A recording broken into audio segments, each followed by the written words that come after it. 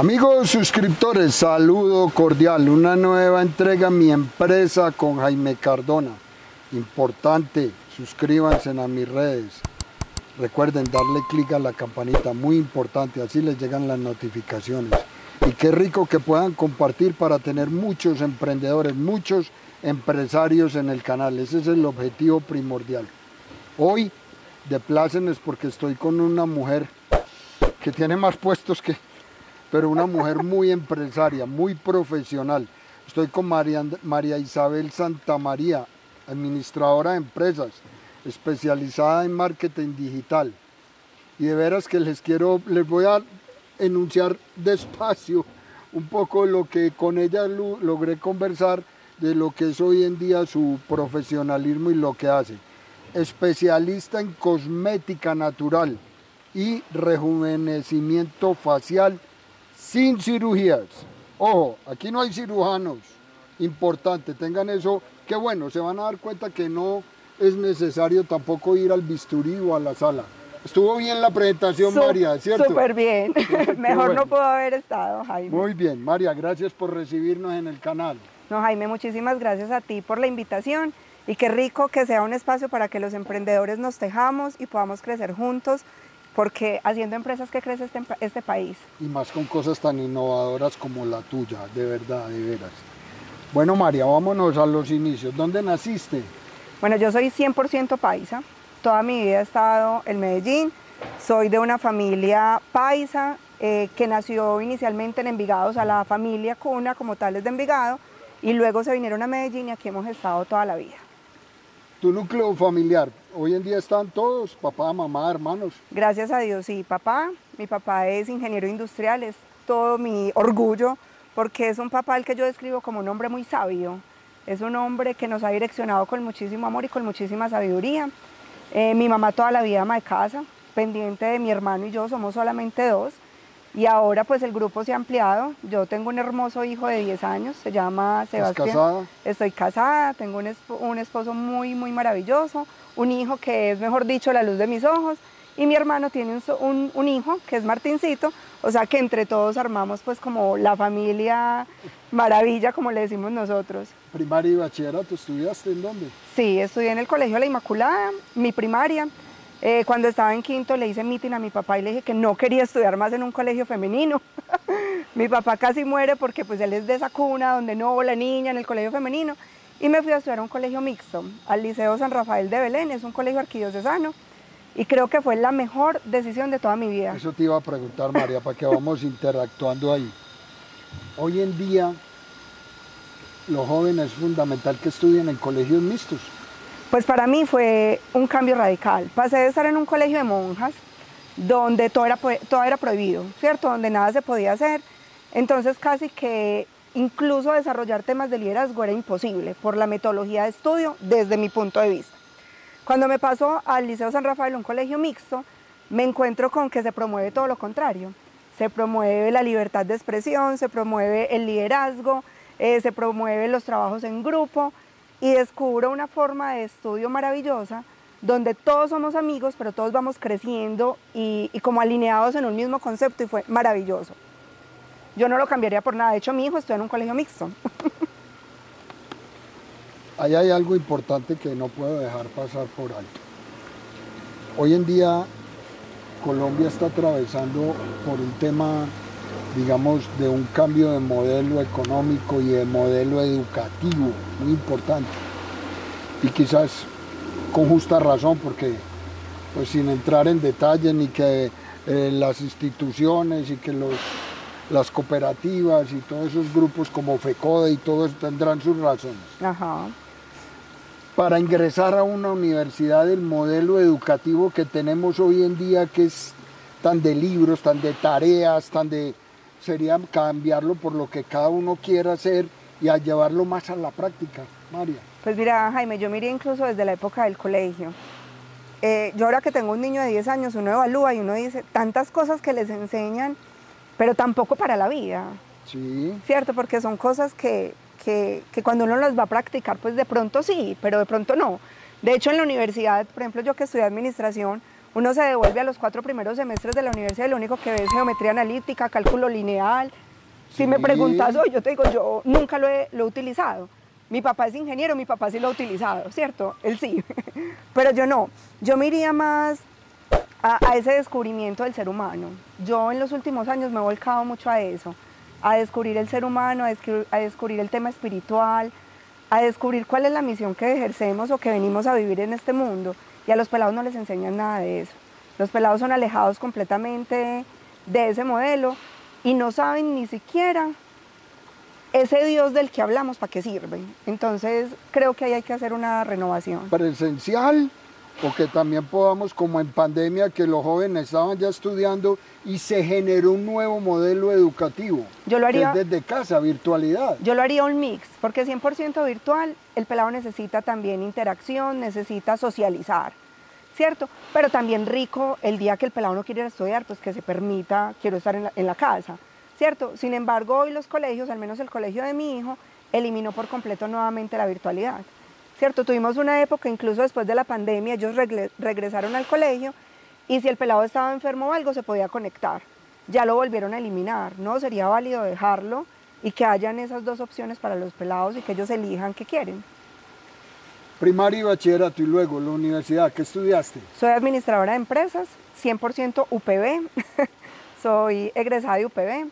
Luego tomé la decisión de que mi camino era el tema de marketing y hice una especialización en gerencia de mercadeo, también en UPB. Y toda mi vida me he movido en el mundo de las ventas y el mercadeo. UPB, Universidad Pontificia Bolivariana. Exacto, Universidad Tengan Pontificia. eso muy presente. Exacto. Como dice el eslogan, orgullo UPB. Yo soy bolivariano. Vos también sos bolivariano. Pero de primaria y bachillerato. Ah, ok. Sí, yo toda mi carrera y mis especializaciones todas las he hecho allá. María, un poquito hablemos de tu primera experiencia laboral. ¿Cuál fue tu primer trabajo laboral? Bueno, yo fui empleada durante 17 años de mi vida. Mi primer trabajo, muy joven, yo ingresé a UPB sin venir de una cuna de oro, como muchos de mis compañeros, ¿cierto? Yo era una pelada de barrio, Belén San Bernardo, ahí me crié.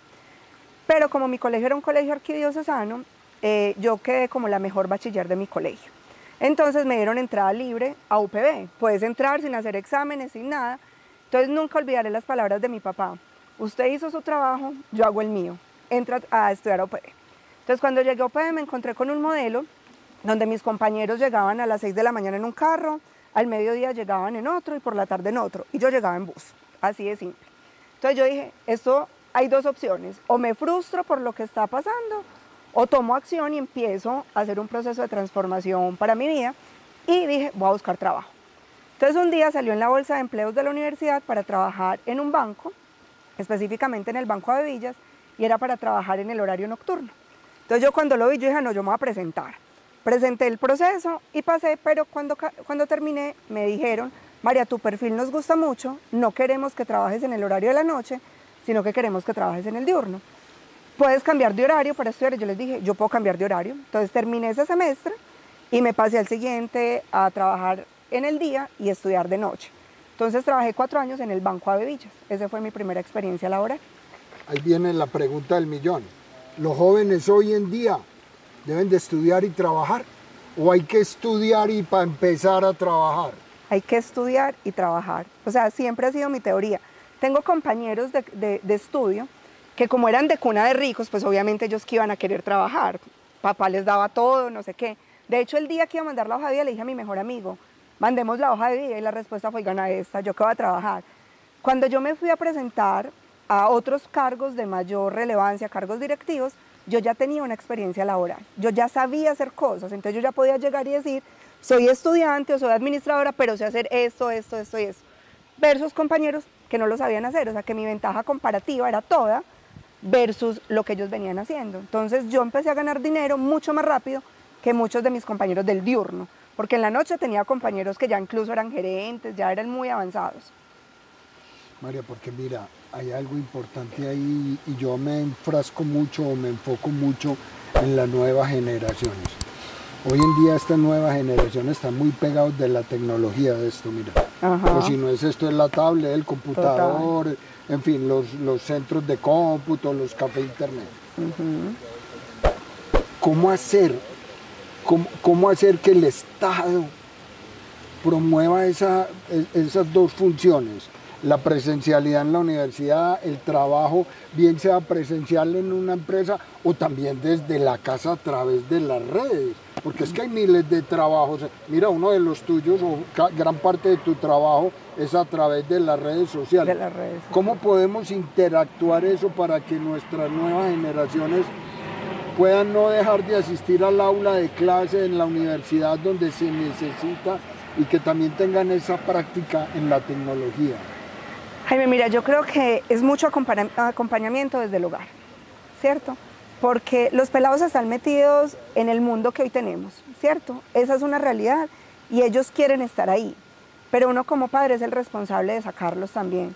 Mi hijo, por ejemplo, yo le pongo horarios. Tú puedes jugar el play, lo que sea, de tal horario a tal horario, pero en tal horario vamos a leer, pero en tal horario vas a jugar con tus amigos. Yo promuevo que mi hijo salga a la calle, ¿cierto? Hay papás que incluso son, no salga, mire, yo soy Sebastián porque no ha salido, mira la hora que es, a la calle a jugar con los amigos. A socializar, a muy socializar, importante eso, sí. A que no esté pegado siempre a la pantalla, Sí. porque es que ahí no se vive lo que vivíamos nosotros cuando éramos niños. Sí. Uno llegaba del colegio a brinconear literal en la calle. Sí, sí, total. Y eso te marca la vida, ¿cierto? Entonces somos nosotros como padres, porque es que el Estado te da las herramientas, pero si uno como padre no guía y orienta a esos niños, ellos se quedan acá y se encapsulan y no salen. María, quedó claro. Ven, una pregunta de cajón. ¿Qué hiciste con tu primer sueldo? ¿Qué hice? ¿Recuerdas? Comprar ropa. ¿Compraste ropa? Comprar ropa Qué fue lo bien. primero. Siempre me ha encantado comprar ropa. Y lo segundo fue comprarme una moto, porque así fue como el primer pasito que di para ir construyendo. No tenía con qué comprarme un carro, entonces me compré una moto. Entonces empecé a ahorrar para comprarme una moto, que en esa época eran las Adres, que eran las de moda. Entonces me compré una Adres y ahí empecé el proceso de crecimiento a nivel profesional y a nivel económico también. Hay jóvenes o hay personas que no pueden estudiar porque en la casa no tienen facilidades económicas. Está el Estado a través del ICETEX o en otros países tendrán las becas por inteligencia, por lo que quieras, por dedicación. La educación debería de ser gratuita en Colombia. Sí, sin duda debería ser gratuita y que todas ¿Hasta las... qué nivel? Primaria, bachillerato y universidad. Y universidad también, ¿cierto? Aunque yo te digo algo, o sea, yo creo firmemente en que debe ser gratis para que todas las personas tengan las mismas oportunidades. Pero también creo que quien no estudia hoy es porque no quiere, ¿cierto? Porque hay miles de opciones, incluso hay muchísimas opciones virtuales que son gratis. Y si hoy alguien te dice, yo no estudio porque no tengo, yo hay veces como que freno y digo, ¿será que de verdad es porque no quiere? Porque no tiene perdón o porque le falta carácter y decisión para hacerlo, porque siempre hay una opción. ¿Eres deportista, María? Muy poquito, muy poquito. Si te hubiera tocado prestar servicio militar, ¿lo hubieras hecho? Siempre le tuve miedo. De hecho, cuando estaba en el colegio, una época que empezó a salir, va a salir el servicio militar obligatorio para las mujeres. Y me daba mucho miedo, no tanto por el deporte, sino por coger armas. Es algo a lo que le tengo respeto y me genera miedo. Pero María, se puede prestar servicio militar desde un escritorio, desde una labor social, que de hecho las Fuerzas Armadas lo tienen. Ajá. Mira que hay muchos países desarrollados donde el servicio militar para las mujeres es obligatorio. Te lo pregunto por qué. Porque es que me parece que hoy en día el tema de inclusión y el tema de igualdad de género pues está cogiendo mucha fuerza. Entonces, si a la mujer hay que abrirle espacios a nivel laboral y a nivel administrativo y conceptual, pues entonces también vamos para las Fuerzas Armadas, ¿no? Sí, yo soy poco feminista, Jaime. No porque no crea en el poder femenino, sino porque también me gusta la galantería, también me gusta ese hombre que está al lado tuyo y que te apoya y te ayuda a crecer, ¿cierto? Pienso que cada uno tenemos un rol y que ninguno pisotea al otro, ¿cierto? Creo también en que debemos tener igualdad de derechos y que no hay ninguna labor que deba ser vetada, ¿cierto? Como, el hombre hace tal cosa y la mujer no, es de gustos y de lo que te mueva el alma. Pero no soy feminista extremo, no, para mí eso no es válido realmente. ¿Qué papel juega en tu empresa hoy en día la inclusión? Y cuando hablo de inclusión es tienes contacto con lesbianas, con gays, con blancos, con amarillos, con negros. ¿Te es indiferente?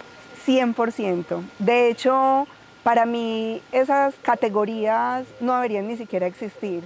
O sea, para mí somos seres humanos, independiente de que me guste un hombre, me guste una mujer, lo que sea, ¿cierto? Y el color de la piel, muchísimo menos. Si te pones a hablar con mi familia, con los Santamarías, nosotros hemos hecho el árbol genealógico de la familia desde muchísimos años atrás, y en la historia encontramos que venimos de un hombre negro esclavo, que era esclavo en la época, y trabajaba como ayudante del cura de la iglesia de Envigado en Santa Gertrudis.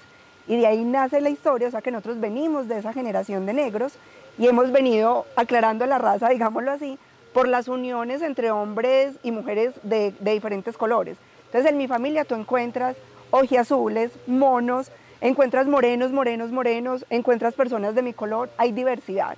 Entonces para mí no hay diferencia en eso. Eres mamá, ¿cierto? 100%. ¿Parto natural o parto de médico? Por cesárea. Cesárea. María, ¿estás de acuerdo con el aborto, que la Corte acaba de sancionar el aborto en la semana 24? ¿Qué opinión te merece eso? Me genera dolor. O sea, yo sé que las mujeres tenemos derecho a elegir nuestro cuerpo, pero es que en la semana 24 ese bebé ya está formado 100%. De hecho, en la semana 12, que es la semana en la que a uno le hacen la primera ecografía en 3D, donde se ve todo, el bebé ya está formadito 100%. Entonces, pienso que si hay esa elección, que si se debe permitir, debe ser en las primeras semanas del embarazo, no cuando ese bebé está tan formado. María, te voy a recrear un escenario. Esto pues no es de psicología, es simplemente conceptual para conocerte un poco. Colombia tiene mucha provincia y hay mucha lejanía y el Estado no llega hasta por allá. Hay algunos territorios que ni el Estado sabe que existen. Y una campesina la embaraza al vecinito por allá y se viene a dar cuenta que está embarazada a los 3 o 4 meses porque le dio vómito, porque mareó, porque llegó al pueblo y la vieron gordita. Y entonces le hacen una ecografía y se da que el bebé tiene muchas malformaciones. ¿Qué pasa ahí? Ahí es diferente, aunque yo tengo que hacerte una confesión.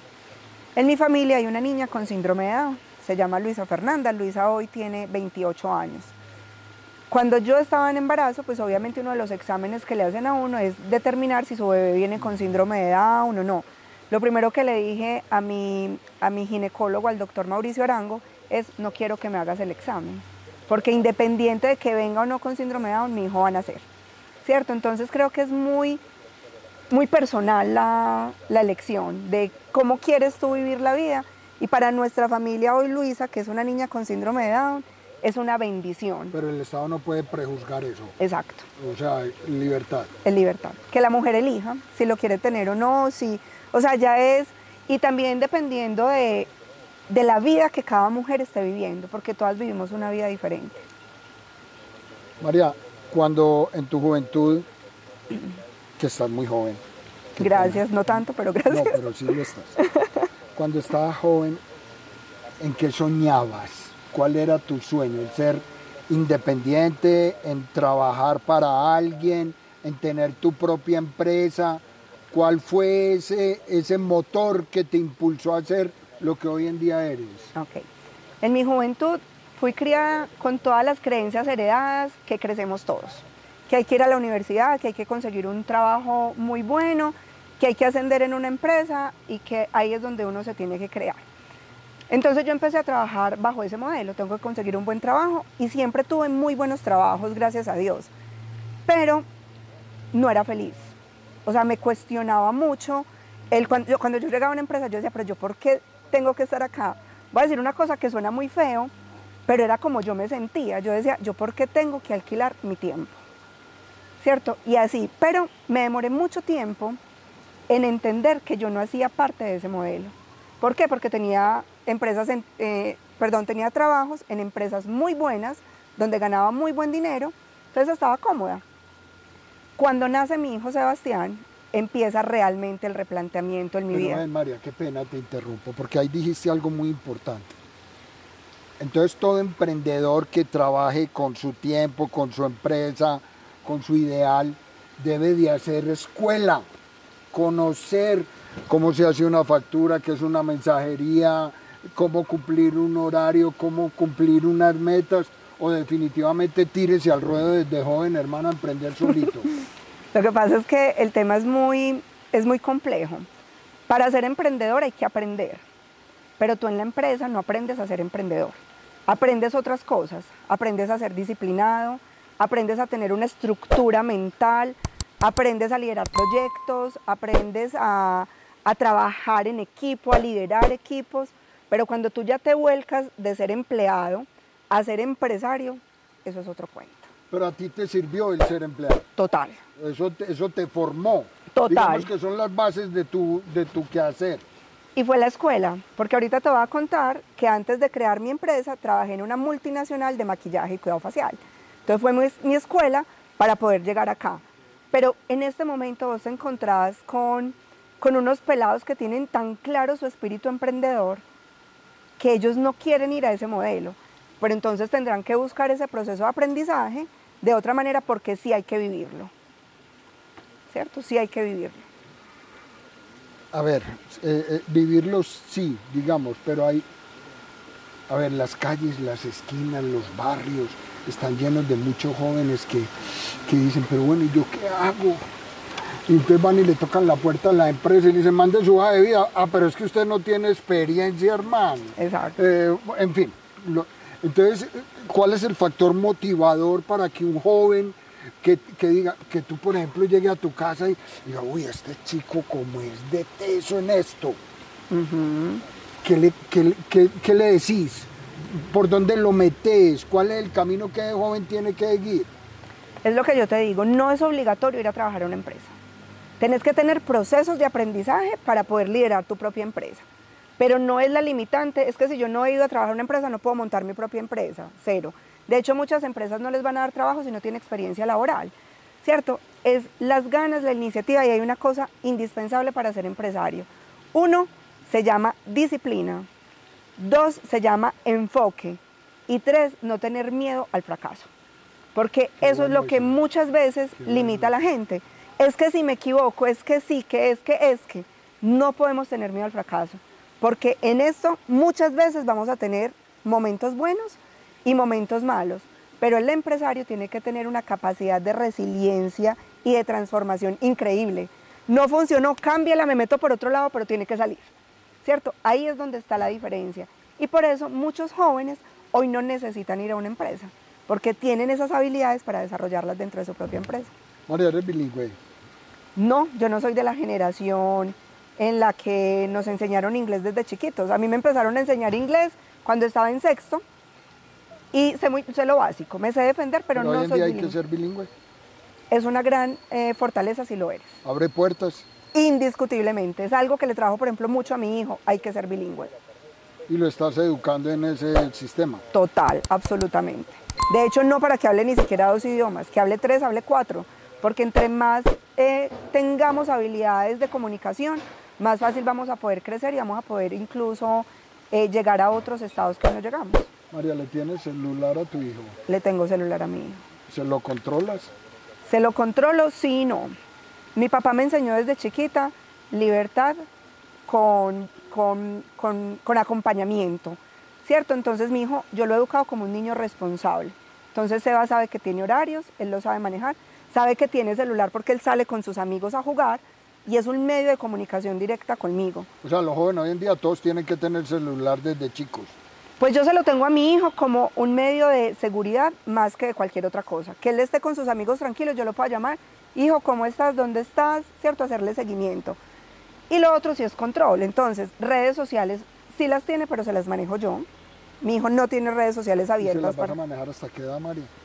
Hasta que sienta que tiene la capacidad emocional de manejar esas personas que de pronto los contactan por redes sociales con objetivos que no son buenos, ¿cierto? Pero yo a mi hijo le doy muchísima libertad porque además es un niño muy maduro. Y tiene perfil. Tiene en las redes, o sea, él crea su propio perfil. Y tiene su contenido. En este momento, por ejemplo, mi hijo es súper artista, mi hijo toca piano, mi hijo compone canciones, pinta súper bien. Entonces en estos días me está diciendo, ma, quiero iniciar un proyecto para personalizar tenis. Entonces estamos trabajando en eso para que él inicie su proyecto desde los 10 años y que puedo hacer lo que a él le gusta. ¿Te gusta la música? Me gusta mucho. ¿Cuál? Soy muy crossover, me gusta mucho todo, pero soy muy de ponerme a escuchar pop en español, música suave, música que me conecte.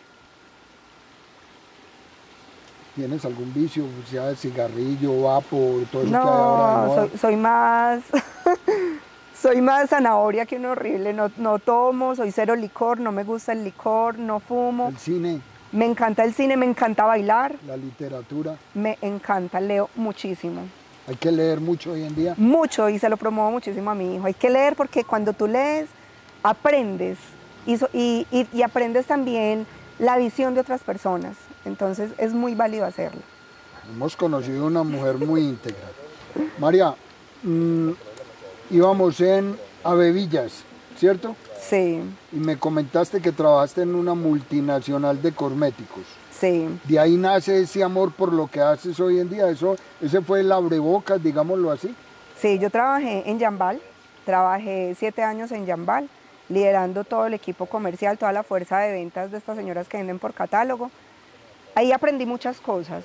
Aprendí el poder femenino, aprendí cómo mujeres con escasos recursos, con pocas oportunidades, pero con un coraje increíble son capaces de transformar su vida, ¿cierto? Eso es venta por catálogo. Es ¿cierto? venta por catálogo, pero además es multinivel. Entonces ahí las mujeres realmente logran cambiar su vida. Podemos explicarle a nuestros suscriptores qué es multinivel. Sí, cuando hablamos de venta directa, es la señora que ustedes ven que vende por catálogo y ella única y exclusivamente gana dinero por su venta, por la venta de que va y productos. toca la puerta. Eso, y que ya hoy lo hace también muy desde el celular Sí. y manda el catálogo y no sé qué. Pero cuando hablamos de multinivel es, yo gano por lo que yo vendo, pero tengo una red de mujeres a mi cargo y gano también por lo que ellas venden. Entonces ahí realmente se hace empresa. Entonces yo lideraba equipos multinivel. Me equivoco si se puede decir que es un tema piramidal. No es piramidal, porque el concepto piramidal está mal asociado. Entonces se piensa que es una ganancia. Piramidal dentro de la legalidad, no lo estoy llevando a la ilegalidad, no. Eso. Pero ese es como el sistema. Es el sistema, Porque es por tú niveles. vas creciendo y entonces siempre Exactamente. tú vas a estar arriba, pero porque habrá quienes quisieran estar en eso y entrar a ese mundo. Exacto. Es un modelo piramidal que permite que las personas cambien su estilo de vida, que realmente tengan una oportunidad económica abundante. Entonces ahí aprendí eso, ahí aprendí ese modelo. Aprendí también obviamente de la cosmética, aprendí del cuidado facial, de cómo las mujeres también en un acto de amor cuidamos de nosotras mismas. Y ahí empezó como esos pinitos. Pero el tema de tomar la decisión de volverme empresaria se dio estando en Jambal, primero por el nacimiento de mi hijo, perdón, y luego por la muerte de una tía. María,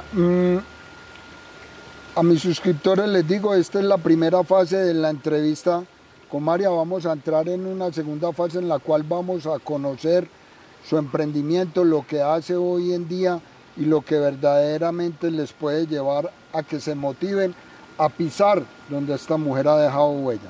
No se pierdan el próximo capítulo.